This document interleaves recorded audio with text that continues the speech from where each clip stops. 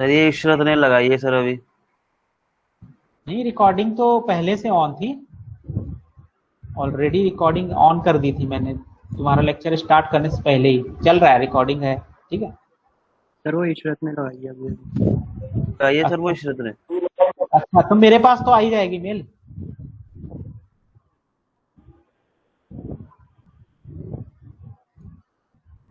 सो अगर इसमें देखोगे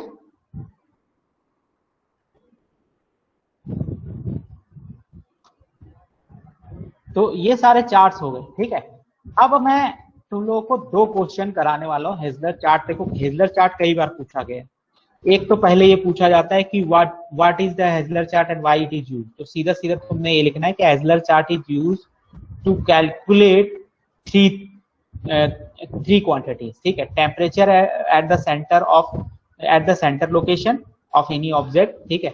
और it is calculated the temperature, it is also used to calculate the temperature at any location. ठीक है। It is also used to calculate the heat transfer in the given time duration. Okay, so three things will be calculated from the Heizler chart when the lumped criteria is not applicable.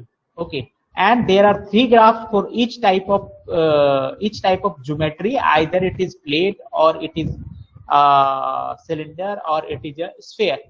Okay, so let us solve one numerical problem first. I will discuss two numerical problems based on the Heizler chart. One numerical problem I will discuss separately from somewhere, and one numerical problem has been asked in your university exam. Solution has been already provided to you, and there is a question that we will also solve which has been asked in the university examination. Okay, so दो हम लोग question यहाँ solve करने वाले हैं। पहला question जो है, the first question is this one. Okay, this is the first question that we are going to solve. In this question some data is missing here, but मैं बता दूंगा क्या है। देखो इसमें क्या है कि 50 mm thick iron plate बोल रहा है। ठीक है।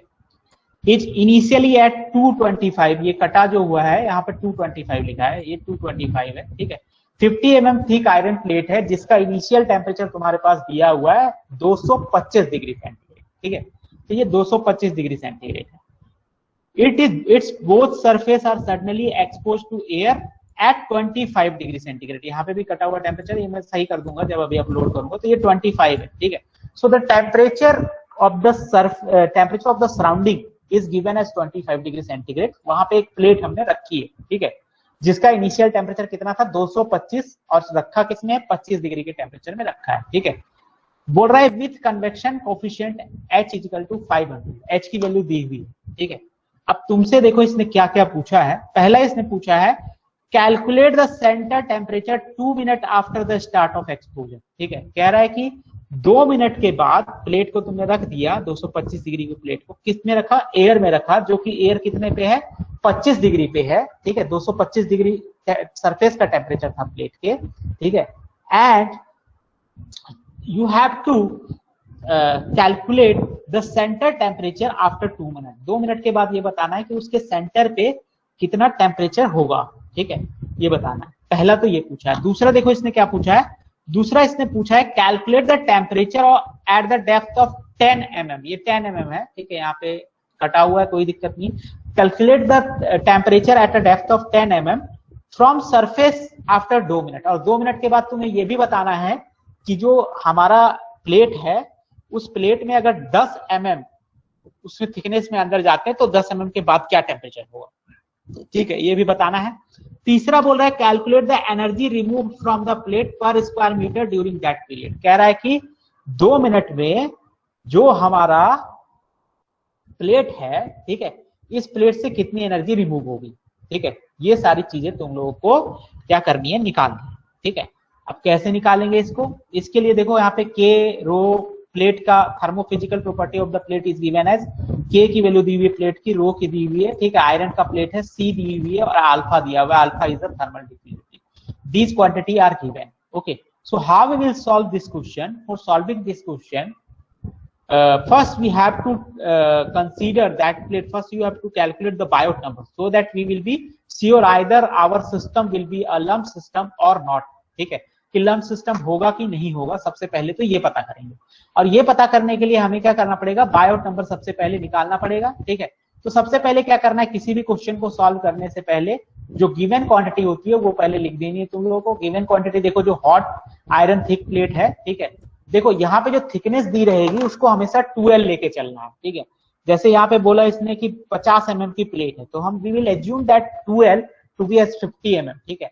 So the characteristic length will become 25 mm। अब कहोगे सर कैरेक्टरिस्टिक लेंथ L कैसे होगी, ठीक है। तो मैंने अभी लास्ट टाइम पे तुम लोगों को बताया था कैरेक्टरिस्टिक लेंथ कैसे कैलकुलेट करते हैं। तो ये होता है वॉल्यूम अपॉन सरफेस एरिया। अगर देखोगे यहाँ पे तो प्लेट के लिए मैंने ये बताया था तुम लोगों को, ये देख सकते हो प्लेट के लिए जो कैरेक्टरिस्टिक लेंथ की वैल्यू है that is volume, this is the volume upon the surface area. Surface area of plate will be 2A, this is the surface area, okay. So the AL divided by 2A, so L by 2, it is L by 2 for thickness L. For the L thickness it is L by 2. So if you have a thickness of plate 2L, then the characteristic length LC will be what, L, okay. So ये L length के लिए L by 2 है characteristic length, तो 2L length के लिए कितनी होगी, L होगी, ठीक है। ये ध्यान रखना है यहाँ पे कैरेक्टरिस्टिक लेंथ की वैल्यू कितनी होगी, L होगी, ठीक है। तो ये हम मान लेते हैं ये कैरेक्टरिस्टिक लेंथ हमारी जो है ये कितनी हो गई, यहाँ पे देख सकते हो ये 0.2025 मीटर, ठीक है, या 25 mm, ठीक है। ये हमारी हो गई। K की वैल्यू दी हुई है 60, इनिशियल टेम्परेचर 225 दिया हुआ है, सराउंडिंग का टेम्परेचर 25 दिया हुआ है, टाइम 2 मिनट का मतलब 120 सेकेंड, रो की वैल्यू 7850, सी की वैल्यू 460, एच की value 500, alpha thermal diffusivity is given as 1.6 into 10 raised to power minus 5, okay. So these are the value that is given. The depth at which you have to calculate the temperature in the plate is 10 mm. 10 mm surface से 10 mm अंदर जाने से क्या temperature होगा ये बताना है, ठीक है। तो तीन चीजें हमसे पूछी हुई है। पहला पूछा है कि the centre line temperature of the plate after 2 minute के बाद सेंटर लाइन का क्या टेम्परेचर होगा, मतलब सेंटर का क्या टेम्परेचर होगा। उसके बाद दूसरा पूछा है temperature at a depth of 10 mm की 10 mm डेप्थ में क्या टेम्परेचर होगा, ठीक है। तीसरा पूछा heat transfer during 2 minute, 2 minute के बाद जो है हीट ट्रांसफर कितना होगा, ठीक है। ये सारी चीजें पूछी है। तो कुछ एजम्पशन हम लोग यहाँ पे यूज करते हैं। What is our assumption, assumption is that the heat transfer area is 1 metre. ये एरिया नहीं दिया है भाई प्लेट का, तो 1 मीटर स्क्वायर ले लेंगे, ठीक है। Area we will take as 1 metre square. We will assume this to be isotropic material or constant property. We will assume the material to be isotropic so that K value of K will be constant. Every property, the value of every property will be constant inside the plate. Okay. So her direction में property same होगी, ठीक है। Now how we will solve this question? ठीक है, कैसे solve करेंगे। तो पहले जैसा मैंने बताया सबसे पहला काम क्या करना है, बायोट नंबर निकालना है। देखना है 0.1 से ज्यादा आ रहा है कि कम आ रहा है। अगर 0.1 से कम आएगा तो लम्ब से ही काम चल जाएगा, लेकिन अगर 0.1 से ज्यादा आ गया तो लम्ब नहीं लग पाएगा, ठीक है। तो वही करना है। अब देखो इसका बायोट नंबर कैलकुलेट करेंगे। Biot number is HL by K, okay. So H is given as 500, L is the characteristic length. L you have to consider this is not simple L, this is the characteristic length, this is the volume upon surface area, okay. So this is 0.025, okay. For the 2L length the characteristic length is L, okay. For the length for thickness L the characteristic length is L by 2. For thickness 2L the characteristic length is L, okay. So this is L, so this is 0.025. We have already calculated this. The value of K is 60. You can calculate the Biot number as 0.21. 0.21 Biot number आ गया। क्या lumped analysis applicable होगा, 0.21 आ गया Biot number, क्या lumped analysis लगा सकते हैं।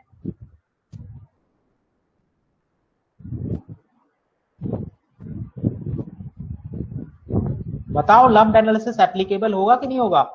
0.21 आ गया Biot number, lumped analysis will be applicable और not, no, it will be not applicable. Why? Because lumped analysis is only applicable when biot number is less than 0.1, okay. So less than 0.1 नहीं है, तो इसीलिए biot number भाई वो लगेगा नहीं lumped वाला, ठीक है। So that's why the biot number is greater than 0.1. Hence the lumped system analysis cannot be used using the Hassler chart, ठीक है। So that's why the lumped system analysis will not be used, and what we will use? We will use the Hassler chart to calculate the center line temperature, okay. So if you are going to use any chart, it's not about Heisler chart, ठीक है, कोई भी chart तुम देखते हो अपनी general life में, अगर उस चार्ट को तुम्हें यूज करना है तो मिनिमम कितनी प्रॉपर्टीज की रिक्वायरमेंट होती है उस चार्ट में? एक पॉइंट आइडेंटिफाई करने के लिए मिनिमम कितनी प्रॉपर्टीज चाहिए होती है तुम्हें? 2। हाँ, 2 प्रॉपर्टी चाहिए। कोई भी एक चार्ट हो, अगर तुम्हें वहां पे एक पॉइंट आइडेंटिफाई करना हो अपना उस चार्ट में, तो मिनिमम जितनी भी प्रॉपर्टी, उसमें 10-20 कितनी भी प्रॉपर्टी हो सकती है एक चार्ट में, ठीक है, तो मिनिमम 2 प्रॉपर्टी चाहिए होंगी to identify a point.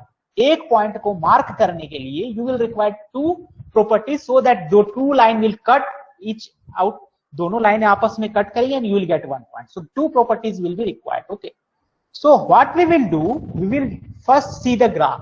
Okay, if you see the first graph, if you see this first graph,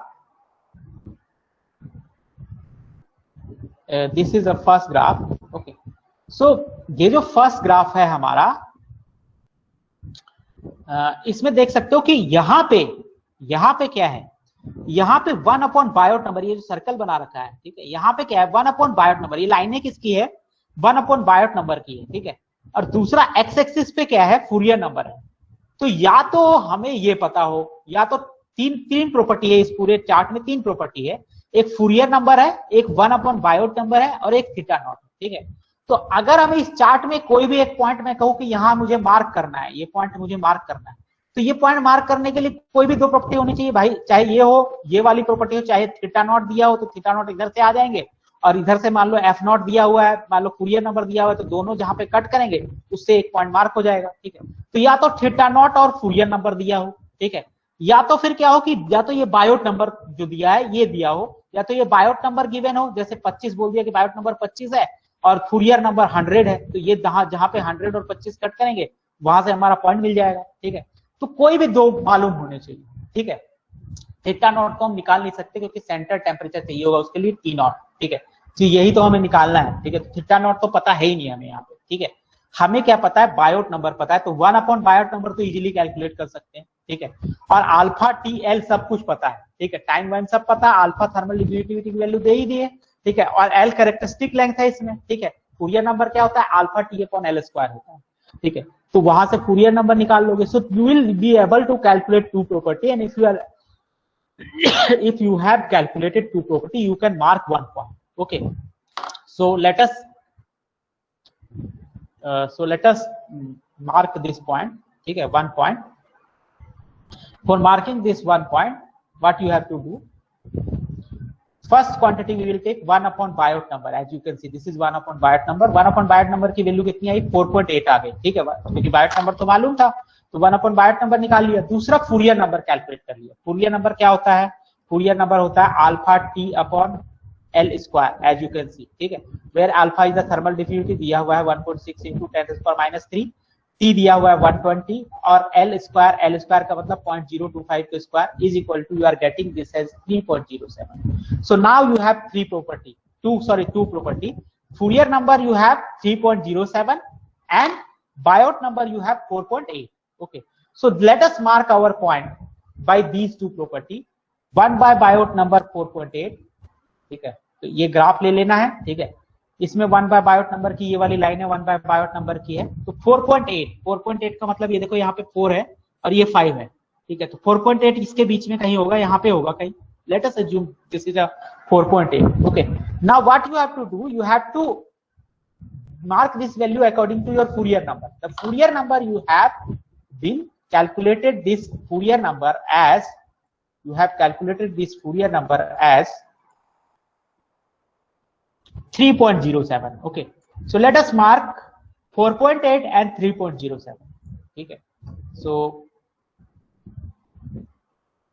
plate के लिए ही यूज करना, ये ध्यान रखना, प्लेट के लिए ही, क्योंकि यहाँ प्लेट दिया हुआ है तो प्लेट का चार्ट यूज करेंगे, ठीक है। तो प्लेट है, तो ये 3.07 का मतलब ये 3 है, देखो ये 3 है, ठीक है, फूरियर नंबर ये है, ये 3 है, 3.07 कहीं यहाँ होगा, ये वाली लाइन में मान लेता हूँ, ठीक है, ये वाली लाइन 3.07 को दिखा रही है, ठीक है। और दूसरा फूरियर नंबर मैंने कितना बताया तुम लोगों को, Fourier number 1 upon Fourier number की वैल्यू कितनी आई,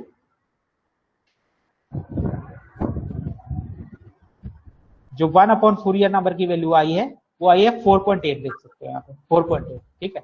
तो ये दोनों से आइडेंटिफाई कर लेंगे, ठीक है। तो ये 3.07 यहाँ पे हो गया, ये हो गया 3.07, ठीक है। एंड ये देखो ये है 4 और ये है 5, तो 4.8 की लाइन यही कहीं होगी भाई। मैं 5 वाली लाइन पे चल रहा हूँ, ये 5 वाली लाइन हो गई, ये 5 वाली लाइन जा रही है, यहाँ पे जा रही है, जहां पे ये 3 को कट करेगी, ये 3 वाली लाइन इधर से आएगी, 3.07 की लाइन इधर से आएगी, सीधे जाओगे ऊपर 3.07, यहाँ पे कहीं ये यहाँ पे कट करेगा कहीं पे। ये देखो अब एग्जैक्ट देखो, अब एग्जैक्ट कहोगे तो मैं एग्जैक्ट नहीं बता सकता। ये देखो 4, ये 6 से थोड़ा देख सकते हो, 6, ये 0.5 है, ये 0.6 है बीच में, और ये 0.7 है, तो 0.6 से थोड़ा नीचे है, ठीक है। 0.6 से थोड़ा नीचे, तो 0.6 से थोड़ा नीचे मतलब कुछ होगा value, exact value. You have to use the scale for exact value और द लीनियर इंटरपोलेशन, ओके। तो लीनियर इंटरपोलेशन लगा लेना या फिर एग्जैक्ट वैल्यू के लिए, या फिर स्केल यूज कर लेना, स्केल से भी निकल जाएगा सही। तो यहाँ पे देख लेते हैं कितना आ रहा है। यहाँ पे आया है 0.58, सो इट इज नियरली 0.6, जैसा मैंने ग्राफ में दिखाया तुम लोग को, ठीक है। So this is coming out to be 0.58। ये किसकी वैल्यू आई, इससे क्या आइडेंटिफाई किया हमने, देखो जो हमारा पॉइंट मिला वो कहीं यहाँ पे मिला, इधर से हम 3 पॉइंट समथिंग से चले थे, 3.07 था ये फूरियर नंबर की वैल्यू, और इसकी वैल्यू थी ये 5 के आसपास 4.8 थी, ठीक है। तो 5 वाली लाइन को हम देखते गए, 5 वाली लाइन यहाँ पे कट कर रही थी, यहाँ पे कुछ मिल गया हमें, यहाँ पे कुछ मिल गया, ये यहाँ पे 0.58, ये वैल्यू, ये वैल्यू क्या दिखा रहा है, ये चीज दिखा रही है 0.56, ये क्या दिखा रहा है, थीटा नॉट है, देख सकते हो। थीटा नॉट क्या है, T not minus T infinity divided by Ti minus T infinity, where this is the center temperature, this is the surrounding temperature, this is surrounding temperature, this is initial temperature, okay. So theta naught you have calculated as 0.58. So now just solve and find out the center temperature, okay. So how we will solve, this is the value that you have got as 5.8, ठीक है। T not लिखा हुआ है वहां पे, यहाँ पे TC लिखा हुआ है, ठीक है। तो उससे कंफ्यूज नहीं हो जाना है, यहाँ पे टीसी का मतलब वही है, ठीक है। टीसी का मतलब क्या है हमारा, टीसी का मतलब टी नॉट है, ठीक है। तो this is the theta naught, basically this is theta naught, ठीक है। And which is nothing but TC minus T infinity upon TI minus T infinity. You have get this as 0.58, बाकी सारी value पता है, ये टी इन्फिनिटी पता है, TI पता है, टीआई 225 है और टी इन्फिनिटी 25 है। तो टीसी निकाल सकते हैं सेंटर का temperature, you will get this centre temperature as 141 degree centigrade. You will solve this out, ठीक है। You will get this as 141 degree centigrade. तो ये क्लियर है, सेंटर लाइन टेम्परेचर कैसे निकलेगा, पहले वाले ग्राफ से क्या निकलेगा, सेंटर लाइन टेम्परेचर निकलेगा, ठीक है। क्लियर है ये,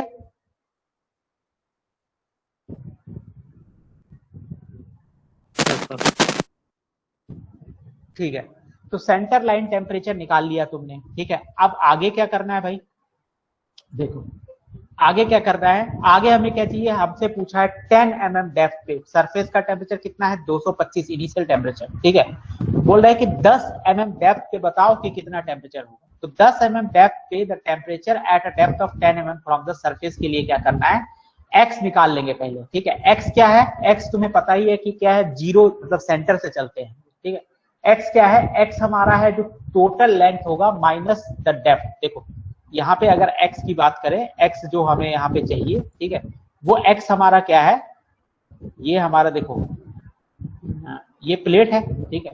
तो इसका जो सेंटर होगा, इसमें देख लेते हैं, ये जैसे प्लेट है, ठीक है। तो हमें यहां से 10 mm इधर 10 mm पे चाहिए, ठीक है। तो ये 10 mm इधर का मतलब क्या होगा, x की वैल्यू कितनी हो जाएगी, x की वैल्यू हो जाएगी this l total l minus this, okay. So the depth मतलब 10 mm, ठीक है। तो this x will be nothing but l minus जो भी डेप्थ है, ठीक है। This will be your x in that case. तो x हमारा क्या होता है, x होता है जो टोटल लेंथ दिया हुआ है माइनस इस केस में x क्या हो जाएगा, क्योंकि x हमारा क्या है, x हो जाएगा हमारा, x हमारा सेंटर से डिस्टेंस है, ठीक है। हमसे टेम्परेचर पूछा है 10 mm फ्रॉम द सरफेस, ठीक है। तो 10 mm फ्रॉम द सरफेस तो ये होगा,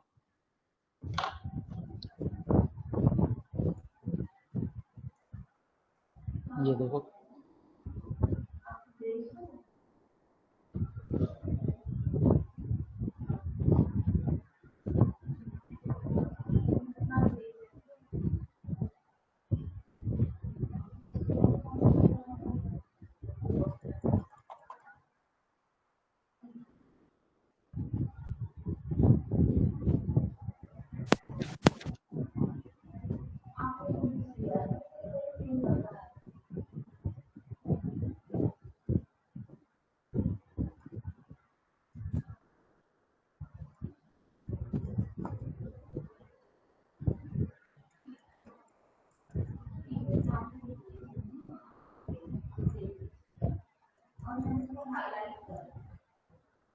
थोड़ा सा इसमें टाइम लगता है, तो मैं तुम्हें ये बता दूंगा कि x क्या है, x हमने कैसे कैलकुलेट किया है। व्हाइट बोर्ड हमारा खुल जाए।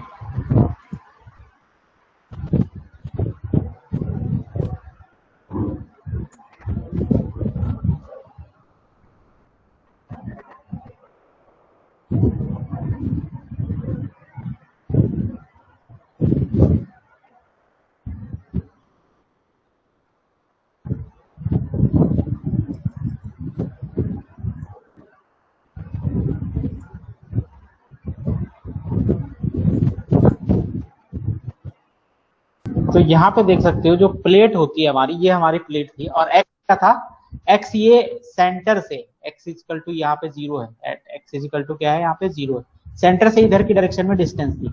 हमसे ये पूछा कि यहाँ से इसकी सरफेस से 10 mm की डिस्टेंस पे ये बताओ कि टेम्परेचर क्या होगा। तो इसके लिए जो x की वैल्यू वो कितनी होगी, वो ये होगी x की वैल्यू, ठीक है।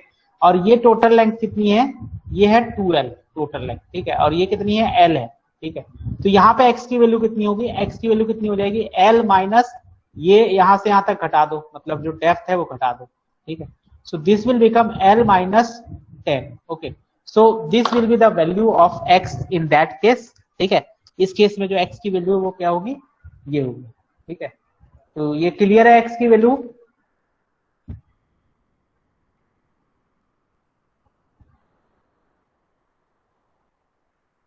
x की वैल्यू क्लियर है।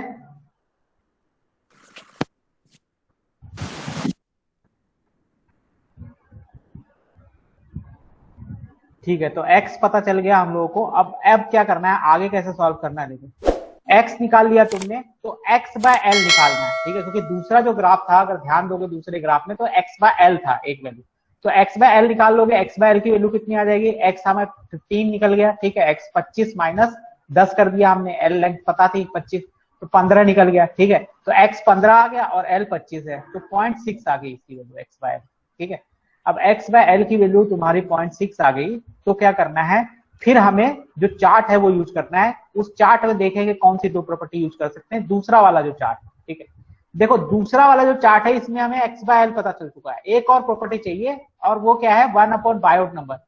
ये तो बायोट नंबर तो ऑलरेडी मालूम है, तो 1 अपॉन बायोट नंबर तो बता ही सकते हैं। तो दो प्रॉपर्टीज यहाँ पे मिल गई, ठीक है। इन दो प्रॉपर्टीज की हेल्प से हम अपना पॉइंट आइडेंटिफाई कर सकते हैं और उससे हम थीटा निकाल सकते हैं, ठीक है। तो हम अपना पॉइंट कैसे आइडेंटिफाई करेंगे, देखो हम क्या करेंगे कि यहाँ पे देखो ये 0.6 आया, x बाय एल कितना है 0.6, ये 0.6 लेना है, ठीक है। और 1 अपॉन बायोट नंबर कितना है 4.8 है, तो 4.8 और 0.6 लेना है, ठीक है। तो ये 0.6 की लाइन तो ये रही, ये 0.6 है, ये वाली लाइन 0.6 की जा रही है, ठीक है, टेढ़ी वाली।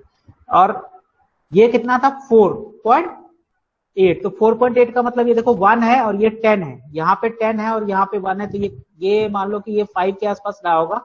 तो इससे सीधा ऊपर जाना है, ऊपर जाना है, ऊपर जाना है, और ये जहाँ पे 0.6 को कट करेगा, मतलब यहाँ पे कहीं देखो, यहाँ पे कहीं कट करेगा, ये मान लो तुम, ये इस जगह पे आएगा, ठीक है।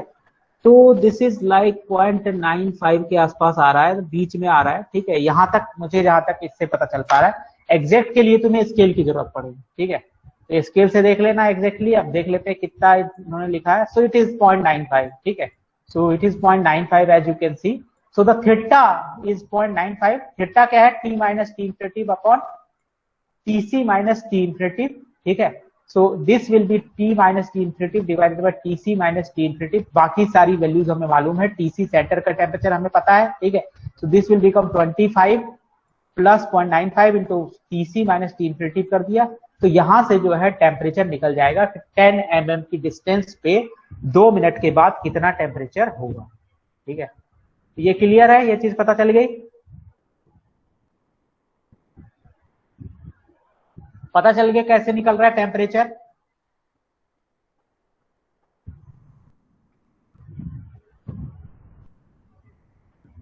टेम्परेचर पता चल गया कैसे निकाल रहे हैं।